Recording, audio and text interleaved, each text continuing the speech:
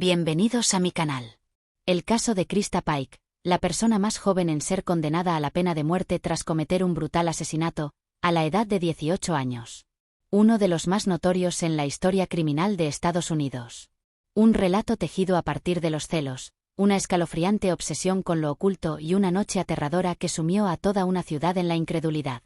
El 13 de enero de 1995, un empleado de la Asociación de Trabajadores Agrícolas de Zop Corps descubrió el cuerpo brutalmente golpeado de una joven, medio desnuda y abandonada, con heridas desgarradoras, su cráneo parcialmente destrozado, y un símbolo grotesco tallado en su carne. La tranquila ciudad de Knoxville, Tennessee, se vio sacudida hasta sus cimientos en 1995 por un crimen que conmocionó al país. El asesinato brutal de Colin Slemer, una joven estudiante del programa Zop Corps, reveló un lado oscuro y perturbador de la comunidad. A medida que la verdad salía a la luz, reveló una aterradora mezcla de venganzas personales, rituales oscuros y un ansia de derramamiento de sangre. Cada pista apuntaba hacia una sospechosa adolescente que parecía disfrutar de la violencia. Esa sospechosa era Krista Paik, y los impactantes detalles de su crimen la consolidarían como una de las figuras más inquietantes de la historia moderna de Tennessee. Knoxville, Tennessee, a mediados de los años 90, era llena de estudiantes que asistían a la cercana Universidad de Tennessee. La ciudad también era conocida por un programa educativo específico, Zop Corps, ubicado en el noroeste de Knoxville. Esta instalación, ahora cerrada, ofrecía formación académica y vocacional gratuita a jóvenes desfavorecidos. En su mejor momento, Zop Corps sirvió como una segunda oportunidad para personas que habían abandonado la escuela secundaria, o luchaban con la pobreza, las drogas o entornos familiares inestables. Sin embargo, para 1995, el centro Zop Corps de Knoxville se había ganado una reputación de mala gestión y frecuentes problemas con la ley. Los problemas a menudo surgían dentro de sus dormitorios, donde los estudiantes de entornos difíciles, a veces chocaban, en lugar de unirse. De hecho, el centro cerró en abril de 1995, poco después de que un escándalo final llegara a los titulares. Ese escándalo fue el asesinato que cambiaría para siempre la forma en que Knoxville recordaba a su Zop Corps, una fatídica noche de enero, cuando 4 jóvenes salieron de los dormitorios juntos y solo 3 regresaron. Antes de los eventos de esa oscura noche de invierno, una joven llamada Krista Paik llegó al Zop Corps de Knoxville con la esperanza de cambiar su vida. Krista Paik nació en 1976, hija de Carissa Ensen y Emil Glenn Paik, en Beckley, Virginia Occidental. Sus padres tuvieron una relación tumultuosa. Estuvieron casados durante 2 años, se divorciaron durante 1 año después de que se descubriera que Ensen la engañaba y se volvieron a casar durante otros 2 años después de que Ensen intentara suicidarse. Krista pasó sus primeros años principalmente bajo el cuidado de su abuela. Las luchas de su madre con el alcoholismo y la ausencia de su padre significaron que la vida hogareña de Krista fuera inestable. Sus padres fueron bastante negligentes con ella desde el principio. De hecho, su madre era una chica fiestera a la que le interesaba más salir a beber que criar a su hija, y su padre parecía tener poco o ningún interés en ser. La situación de vida de Krista siguió siendo inestable durante su adolescencia, ya que fue víctima y perpetradora de violencia. La madre de Krista Paik tuvo numerosos novios y relaciones en la juventud de Krista, y muchos de los hombres trataron a Krista de manera abusiva o sexualmente inapropiada. Pero, de nuevo, las acusaciones de Krista Paik se encontraron con dudas y oposición directa por parte de miembros de su familia. Su cuarto marido azotaba a Krista y a su hermana, regularmente, con una correa de cuero, en un mango de madera. El siguiente novio de Carissa, Steve Cayo, pegaba a Krista con un cinturón, a veces despertándola en plena noche para hacerlo. Los abusos de Steve Cayo persistieron hasta que fue acusado de golpear a Krista en la nariz, tras lo cual los servicios de protección de menores le ordenaron que no se quedara a solas con la niña. Los familiares con los que Carissa dejó a Krista no le proporcionaron ningún refugio. Krista tiene cicatrices en la espalda de los azotes de su padre. Krista Paik afirmó haber sido agredida o abusada sexualmente en varios momentos. Sus amigos y familiares dudan de estos hechos, señalando que es una mentirosa patológica. La muerte de su abuela, en 1988, fue un momento particularmente impactante para ella porque no solo era la persona que la había rescatado de una mala vida hogareña, sino que también era la única persona que ella creía que alguna vez la había amado. Su madre, desde luego, no la amaba hasta donde Krista lo veía. Y eso se hizo evidente cuando, después de ser obligada a regresar a la casa de sus padres, fue devuelta a una vida de negligencia y abuso, tanto mental como físico. Después de ser introducida a las drogas por su propia madre, cuando aún estaba en su adolescencia, la joven se vio obligada a soportar un estilo de vida constante de pobreza, adicción, y la inestabilidad familiar, esta última, principalmente como resultado de la ruptura de sus padres, la vuelta, y la ruptura una vez más. No debería sorprender que, en ese momento, Krista intentara alejarse del mundo por primera vez, ya que realmente sentía que era la única salida. Y cuando ese intento fracasó, las cosas empeoraron aún más para ella. En realidad, el único respiro que tenía Krista era durante los momentos en que fumaba marihuana con su madre, ya que, al menos entonces podría haber algún tipo de relación amistosa entre las dos. Pero esos momentos solo fueron fugaces en el gran esquema de las cosas. En su mayor parte, se trataba de un caso de adolescente problemática que hacía todo lo posible para sobrevivir, ya fuera deambulando las calles para mantenerse a distancia de su padrastro, o para quedarse con su verdadero padre por un tiempo, cosa que no ayudaba mucho, ya que su padre también tenía una relación muy tensa con la joven, principalmente debido a que ha estado ausente durante su educación hasta ese momento. Así que cuando ella decidió no escuchar sus reglas, lo que sucedía a menudo, él la enviaba de vuelta a su madre, con eso comenzando de nuevo el ciclo de abusos. Mudándose constantemente, Krista nunca pasó más de unos pocos años en la misma escuela, y dividió el 7º grado entre 3 escuelas diferentes. Reprobó 3er grado y 7º grado, y no completó ninguna educación formal más allá del 9º grado. Ahora, sin nada más que le proporcionara un sentido de anclaje en la vida, las cosas se salieron de control cuando comenzó a meterse en problemas con la ley, con regularidad. Claro, la mayoría de los incidentes que tuvieron lugar fueron cosas relativamente menores, como robos en tiendas.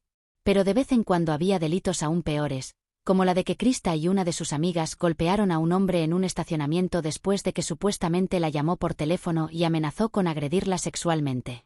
Como era de esperar, todo eso llevó a una situación en la que, cuando estaba en el 10º grado, fue enviada a un centro de detención juvenil durante un año. Durante su estancia allí, se interesó en involucrarse en el Job Corps, un programa gubernamental que buscaba proporcionar a jóvenes una formación laboral y educativa. Krista Pike ha elegido estudiar enfermería, más específicamente, el papel del técnico de enfermería, la misma carrera en la que su madre ya había estado involucrada durante años. Eso era lo que quería hacer, así que, cuando tenía 18 años, se inscribió en el Job Corps en Knoxville, Tennessee. Lamentablemente, ahí fue donde la historia tomaría un giro aún más oscuro, ya que mientras estudiaba en Job Corps, en el otoño de 1994, Krista Pike entró en contacto por primera vez con un joven de 17 años llamado Tadarl Chip. Poco después de eso, lo que comenzó como una amistad, se transformó en un romance en toda regla. Al igual que Krista, Tadarl también había pasado por un momento difícil mientras crecía, ya que, después de abandonar la escuela durante el 9º grado, terminó involucrándose con pandillas callejeras locales, participando en delitos de bajo nivel en toda la zona. Sin embargo, afortunadamente para él, su madre fue una influencia mucho más positiva y por eso finalmente lo convenció de salir de las calles antes de que se metiera en verdaderos problemas. En cambio, se inscribiera en la sucursal de Knoxville de Job Corps, donde podría comenzar a recibir entrenamiento en su programa de artes culinarias. Obviamente, una vez que conoció a Krista, se dio cuenta de que las dos tenían mucho en común, por lo que rápidamente se enamoró de ella. Pero eso resultó ser lo peor para la joven al final, porque terminaron pasando la mayor parte de su tiempo metiéndose en problemas, en lugar de participar en sus estudios. Y meterse en problemas no solo implicaba delitos menores. También implicaba un mayor interés en el ocultismo, algo que podría haber sido inofensivo para la mayoría de las parejas jóvenes, pero para ellos resultó ser un camino increíblemente peligroso. Para ellos, dañados como estaban, el ocultismo no era solo un juego. Implicaba invocar el espíritu de todo lo que era oscuridad en el mundo, para traer dolor y miseria sobre sus enemigos. Los enemigos que Krista en particular tenía eran sus padres y su padrastro. Después de todo, era su madre la que la había descuidado durante toda su vida, su padre quien supuestamente la había abusado y su padrastro quien la había golpeado en innumerables ocasiones, mientras crecía. Pero, sorprendentemente, ya no parecía tener interés en descargar sus frustraciones en ellos. La víctima de su ira terminaría siendo una colega de 19 años en el Job Corps de Knoxville, Colin Slemer. Sin embargo, antes de que la situación llegara a su punto de ebullición, Krista y Tadarl encontrarían por primera vez un tercer miembro de su tripulación, Sadoya Peterson, otra joven que asiste a Zob Corps. Sadoya encontró un terreno común con la pareja de jóvenes amantes debido a su propio interés en el ocultismo. Una vez que Sadoya se involucró, incluso se escuchó con frecuencia al trío hablar sobre la práctica en público. Ya no eran simples hechizos y conjuros de los que hablaban. Según sus compañeros de clase, estaban discutiendo abiertamente sobre los sacrificios humanos. Por supuesto, en ese momento nadie lo tomó en serio. Lo que no sabían era que la situación era mucho más peligrosa de lo que cualquiera de ellos podía alguna vez imaginar. Ese fue el punto en el que Colin entró en la historia. Colin era originaria de Jacksonville, Florida, y se había inscrito en Knoxville, Zob Corps, para estudiar tecnología informática. Es probable que las dos partes nunca se hubieran cruzado si no fuera por un rumor que comenzó a circular sobre Colin y Tadarl, uno que afirmaba que ella estaba enamorada de él. No está claro cómo comenzó el rumor. Cuando Krista le preguntaba al respecto, Tadarl lo negaba rotundamente. Sadoya también parecía estar de acuerdo, siendo ella quien finalmente convenció a Krista de que no había nada en los rumores, ya que no había forma de que Tadarl le fuera infiel. Así que, en ese momento, sintiendo que debía haber sido Colin quien inició los rumores como un intento de robarle a su novio, Krista puso en marcha un plan. Comenzó cuando ella se acercó a su aparente competidora enamorada y la interrogó sobre sus intenciones con Tadarl. Bueno, según Colin y quienes la conocieron, nada podría haber estado más lejos de la verdad. De la forma en que lo explicaba, nunca había tenido el menor interés en él. Sin embargo, no es que Krista creyera eso. Ya increíblemente posesiva con Tadarl debido al hecho de que era una de las pocas personas en el mundo en las que sentía que realmente podía confiar, decidió que había que hacer algo para asegurarse de que tanto Colin, como cualquier otra mujer que tuviera ojos para su hombre, se mantuvieran alejadas en el futuro. En lugar de decirle a Colin que tenía que mantenerse alejada de su novio y dejando que las cosas terminaran allí, Krista dio un paso más allá al convencer a Tadarl y Sadoya que todos necesitaban trabajar juntos para sacrificar a la niña. Así es, aunque es posible que su interés por el ocultismo no haya sido más que una pose hasta entonces, todo se estaba convirtiendo en algo demasiado real. De hecho, Krista se involucraría tanto en la idea, que el 11 de enero de 1995, incluso le contó a otra amiga suya, Kim Oilio, lo que planeaba hacer. En ese momento, sin embargo, Kim lo descartó como si no fuera más que una charla, los desahogos de una chica enojada, ciertamente, nada de qué preocuparse. Su siguiente paso fue llevar a Colin a un lugar tranquilo donde pudieran tenerla para ellos solos, todo el tiempo que quisieran. Eso es lo que los llevó a urdir un plan para alejarla de sus clases en Zob Corps la noche siguiente, y el trío convenció a Colin de que querían hacer una ofrenda de paz con ella, una que implicaría que todos se drogaran juntos en una planta de vapor abandonada, cercana. Por supuesto, la paz era lo último que buscaban. Lo que realmente querían era vengarse de la manera más brutal imaginable. Y esa fue la razón por la que, los cuatro salieron de su dormitorio, alrededor de las 8 de la tarde, el 12 de enero de 1995. Se dirigieron al bosque, a través de un oscuro sendero para correr. Krista una vez más comenzó a acusar a Colin de intentar acostarse con su novio. Colin continuó negando que ese fuera el caso. Pero para entonces ya no importaba lo que dijera, ya que Krista estaba convencida de que lo era cierto. Había poco o nada que se pudiera haber hecho para hacerla cambiar de opinión. De hecho, cualquier intento de limpiar su nombre no fue más que mentiras por parte de Colin, según Krista. Y eso la enfureció aún más. Entonces, con su furia ahora alcanzando un punto álgido, sacó un cúter y un pequeño cuchillo de carnicero, de su bolsillo, dos artículos que había robado de los dormitorios justo antes de irse. Luego obligó a su víctima a quitarse la camisa. Después de tirarla al suelo, comenzó a cortarle el estómago con el cuchillo, todo antes de que Tadarl se uniera agarrándola el cúter y usarlo para apuñalar el pecho de Colin. Mientras eso sucedía, Sadoya servía de vigía. Y con ella vigilando, tanto Krista como Tadarl se sintieron más que cómodos continuando con su brutal ataque, un ataque que continuó durante los siguientes 30 a 40 minutos mientras la víctima fue apuñalada y acuchillada una y otra vez. No importaba cuánto rogara la niña, no importaba cuántas veces lo contara que se iría a Florida de inmediato y que nunca tendrían que volver a verla, simplemente no había piedad.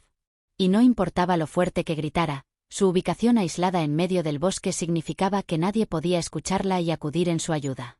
Después de casi 3/4 de hora de ser cortada repetidamente, de alguna manera la joven golpeada y maltratada, todavía se aferraba a la vida, aunque apenas.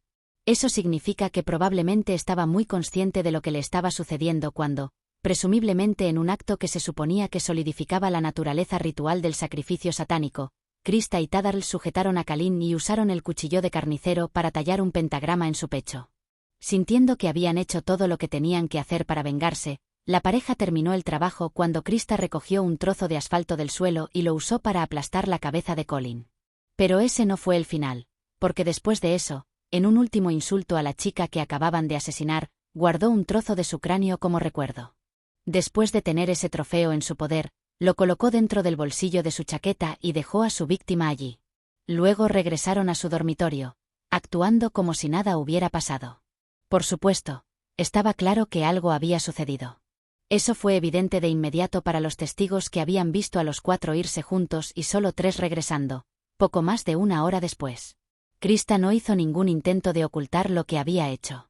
Pike fue a la habitación de Kim Oilio y le dijo que acababa de matar a Slemer y que había traído consigo un pedazo del cráneo de la víctima como recuerdo.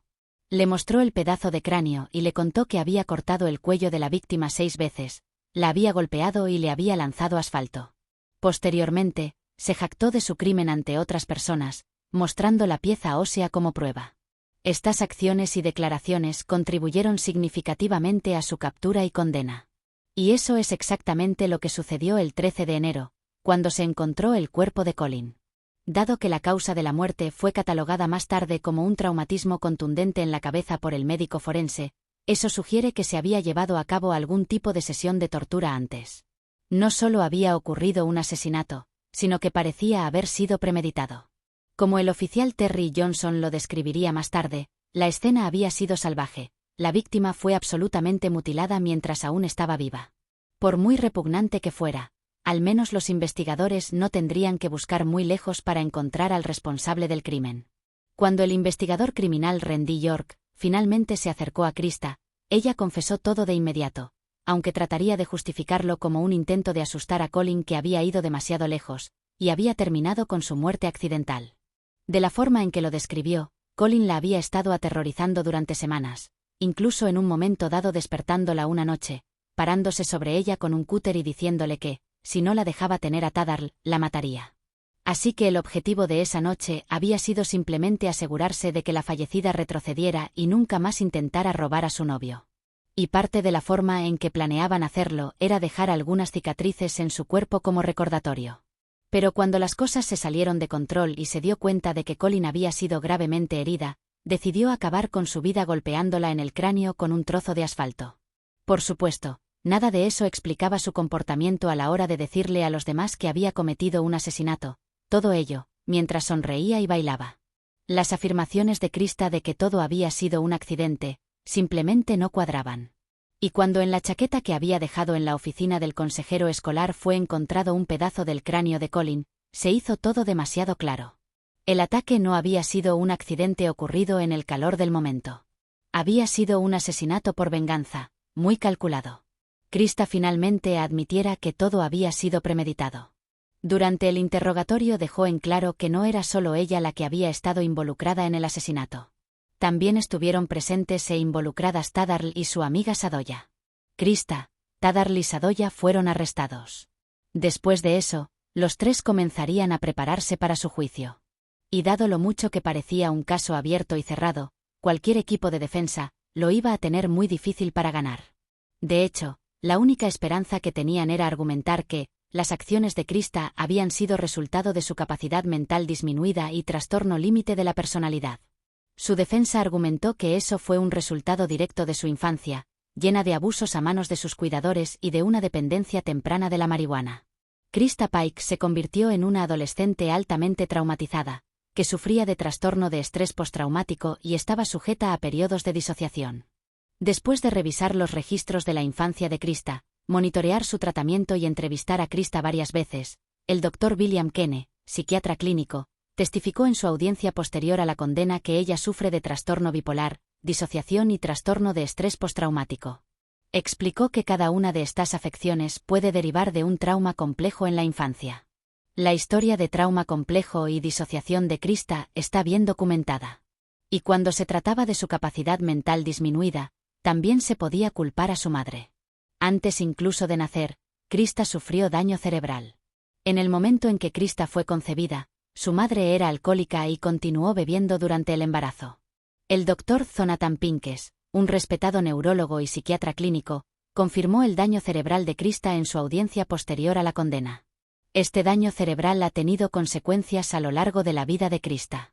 De hecho, según él, nunca tuvo ninguna posibilidad de que su vida fuera de otra manera, ya que compartía las mismas 3 características que casi todos los demás asesinos tenían: una mortal combinación de daño cerebral, enfermedad mental y antecedentes de abuso. Por supuesto, la Fiscalía refutaría esas afirmaciones argumentando que ninguno de los problemas neurológicos con los que Krista Pike estaba luchando justificaban o explicaban su asesinato a sangre fría. El hecho mismo de que se la estuviera posicionando como alguien con capacidades mentales disminuidas era exagerado. En marzo de 1996, fue declarada culpable de asesinato en primer grado y sentenciada a muerte. Tadarl Chip, menor de edad en ese momento, fue condenado a cadena perpetua, mientras que Sadoya Peterson recibió una sentencia más leve debido a su cooperación. El 22 de marzo de 1996, después de solo unas horas de deliberación, Krista fue declarada culpable de ambos cargos. El 30 de marzo, fue condenada a muerte por electrocución por el cargo de asesinato, y a 25 años de prisión por el cargo de conspiración. Tadarl Chip, menor de edad en ese momento, fue declarado culpable de asesinato en primer grado y conspiración para cometer asesinato. Recibió una sentencia de cadena perpetua con posibilidad de libertad condicional después de 25 años. En cuanto a Sadoya Peterson, dado el hecho de que no había ayudado directamente en el asesinato de Colin, y considerando que había testificado en nombre del Estado, se salió con la suya. Una sentencia de libertad condicional comparativamente leve, lo que significa que en realidad no pasaría ni un solo día en prisión. Inmediatamente después de que se dictaran las condenas, mientras los demás aparentemente aceptaban sus castigos, Krista tiene la intención de apelar la decisión, debido a sus problemas de salud mental. Y eso es lo que llevó a que se lanzaran, cancelaran y luego se relanzaran múltiples apelaciones. Una vez más, a lo largo de los años que siguieron, su equipo de defensa intentó en vano armar el caso. Por supuesto, cada vez que decidía que merecía ser libre, eso no ayudaba. No había sido exactamente una prisionera modelo durante su tiempo tras las rejas, y ciertamente no había mostrado ningún signo de remordimiento. Durante su tiempo en prisión, su comportamiento ha seguido siendo polémico.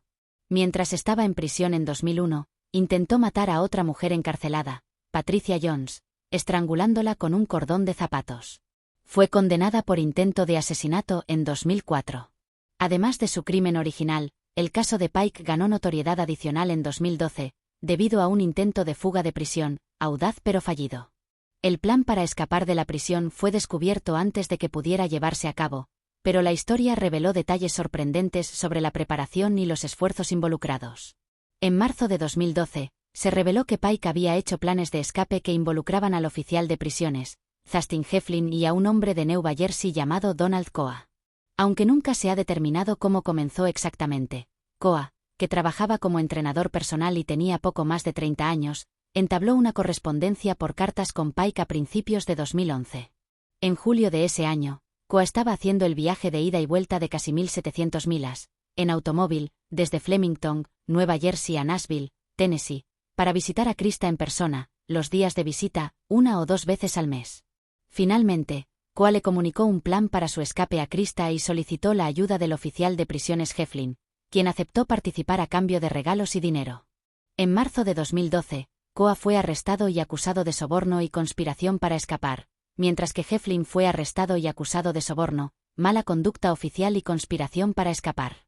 El 31 de mayo de 2012, Coa fue sentenciado a 7 años de prisión. Heflin, quien cooperó con las autoridades después de su arresto, no cumplió condena en prisión, pero fue despedido de su trabajo en el Departamento Correccional de Tennessee. El 27 de agosto de 2020, la oficina del fiscal general de Tennessee solicitó a la Corte Suprema de Tennessee que fijara una fecha de ejecución para Krista. Debido a la pandemia de COVID-19 en Tennessee y a varios otros factores, el tribunal concedió prórrogas a los abogados de Krista Pike, lo que les permitió tener más tiempo para argumentar por qué no se debía ejecutar a Krista.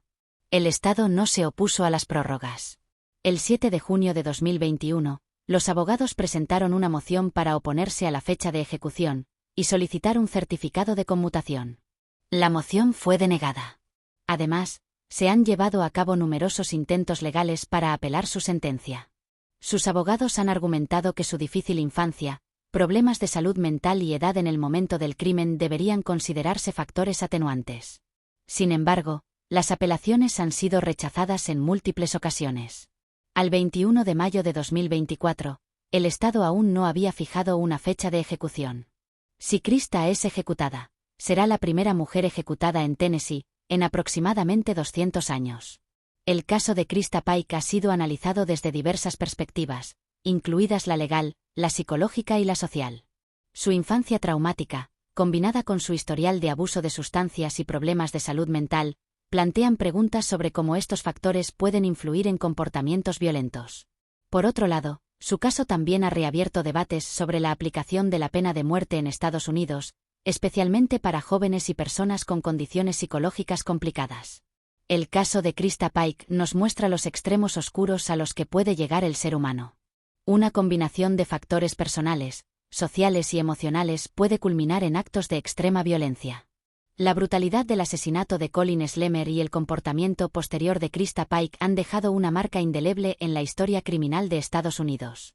Aunque Pike sigue en el corredor de la muerte, su caso continúa siendo objeto de estudio y discusión, tanto en el ámbito legal como en el psicológico. January 1997, your body shall be subjected to shock by sufficient current of electricity. May God have mercy upon you. Mr. Bates, take Mr. Pike into the hospital. Can I please have a mom before I go? Mr. Bates, please hold Ms. Pike in the dock. Please, let me just have my mom. Please hold Ms. Pike in the dock.